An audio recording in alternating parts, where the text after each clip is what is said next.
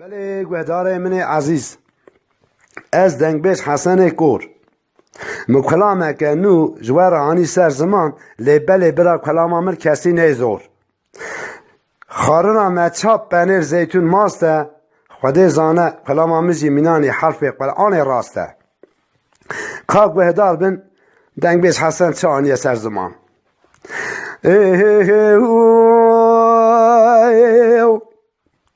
دردکی به درمان الراعی سالیایو دیگریم نابه دیکنم نابه آختکم نابه آخیندکم نابه خدا و گل و حال ما چابه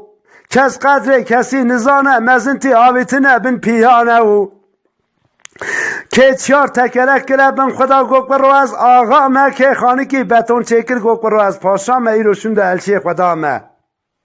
هی ببکی مالا و خرابه قدر قیمت همو آویتنه بین پیانه جاهل نهارا نایدو گوتن خبردانه جاولت بقی رجب تایی بردوانه جغارا وانسه لیوانه مرحباتی وانسه دو تلیانه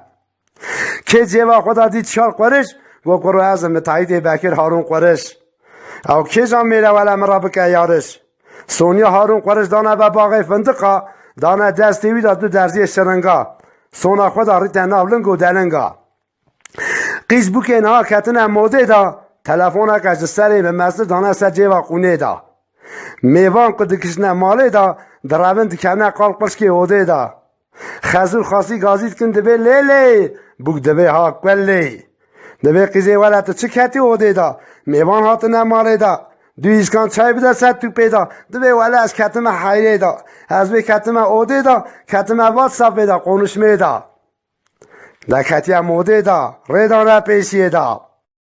از برای محمد علی شبیق بکر اکرامم برازی حاجی سلیمان احمد مصطفی کمالم عمره خود 40 سالم 40 ساله سترانه ادنالم اقربای خوی باش را قربانم یه نباش را حیرانم لو گنه مخیر و پیشیا و به دنیا مرنه قدر و قیمت هف زانن بابا من صادق بو آپه من حج راشد برهان بون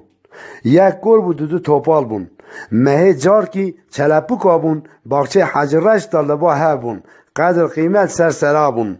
لو عمر ما پنجیه چله گوتن ایمش هورا خونک بله چما مزن تونه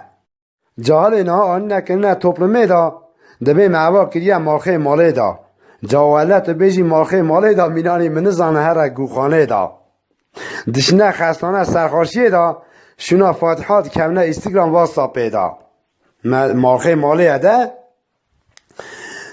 لو هم بنا خاطر خوده نکردن حال و مال و وره دنه تعقیب بکن ریا بابو انه کلام خل برا سون دمه هم ببینن بخیر و خاشیه دا اول از ایجده کمه چوپه دا